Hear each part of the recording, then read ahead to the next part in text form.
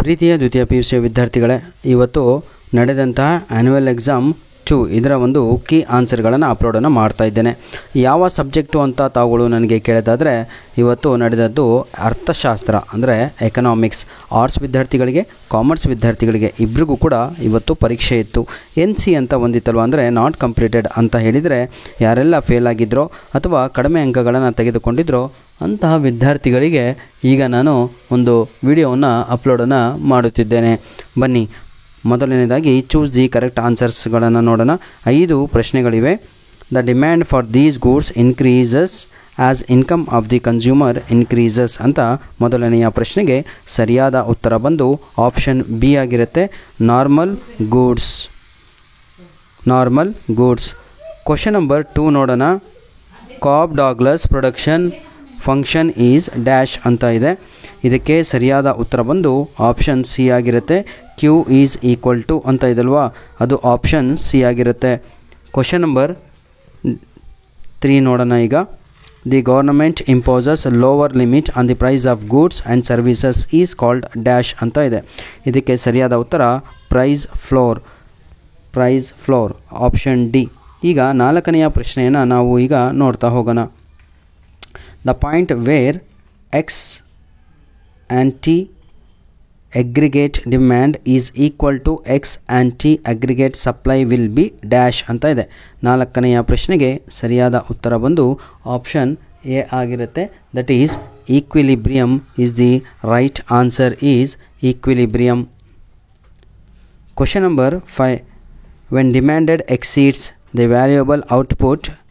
available output under conditions as full employment level, this may give rise to dash ಅಂತ ಇದೆ. 5ನೆಯ ಪ್ರಶ್ನೆಗೆ ಸರಿಯಾದ ಉತ್ತರ inflation is the right answer Question number 2nd main. Fill in the blanks by choosing the correct answer from the bracket. Question number 6.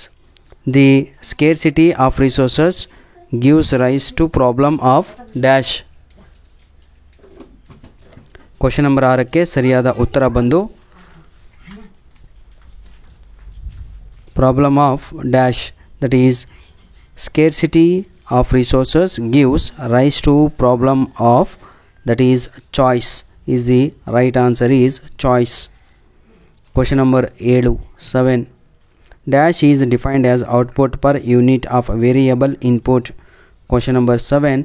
Right answer is average product is the right answer is average product. Question number N2. M1 and M2 are also known as dash. Question number 8ಕ್ಕೆ ಸರಿಯಾದ ಉತ್ತರ narrow money is the right answer. Question number 9 ನೋಡೋಣ ಈಗ. Revenue deficit is equal to revenue expenditure minus dash. The right answer is revenue, ಇಲ್ಲಿದೆ ಅಲ್ವಾ 3ನೇದು, receipts is the right answer. Last question number 10. An increase in the price of foreign currency in terms of domestic currency is called dash of domestic currency. 10ನೆಯ ಪ್ರಶ್ನೆಗೆ ಸರಿಯಾದ ಉತ್ತರ depreciation is the right answer. Question number 3.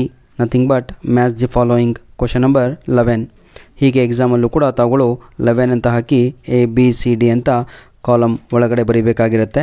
Both A and B column you should write in your board exam. Question number A, pi. Right answer is TR minus TC is the right answer. Question number B, Adam Smith. Right answer is operation of invisible hand is the right answer.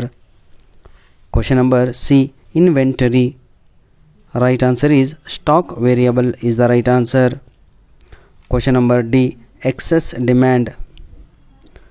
D, that is right answer is leads to rise in the prices in the long run is the right answer. Question number E, managed floating. Right answer is dirty floating is the right answer. ಧನ್ಯವಾದಗಳು. ಈಗ ನಾವು ಈಗಾಗಲೇ main question ಯಾವುದು MCQsಗಳು ಮುಗಿಸಿದ್ದೇವೆ. Fill in the blanks ಮುಗಿದು ಹೋಗಿದೆ.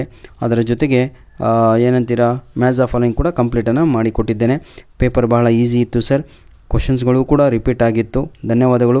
ನಿಮ್ಮ ಪ್ರೀತಿ ಸಹಕಾರ ಹೀಗೆ ಮುಂದಿನ ದಿನಗಳಲ್ಲಿ ನಮ್ಮ ಜೊತೆ ಇರಲಿ ಅಂತ ಕೇಳ್ಕೊಳ್ತಾ ವಿಡಿಯೋವನ್ನು ಇಲ್ಲಿಗೆ ಮುಗಿಸ್ತಾ ಇದ್ದೇವೆ. God bless you all the best for your coming exam. ಜೊತೆಗೆ all the best for your future. ಯಾಕಂದರೆ ಇದೇ ಲಾಸ್ಟ್ ಎಕ್ಸಾಮ್ ಅಂತ ಬಹಳ ಜನ ವಿದ್ಯಾರ್ಥಿಗಳು ಬರೀತಾ ಇದ್ದೀರಾ.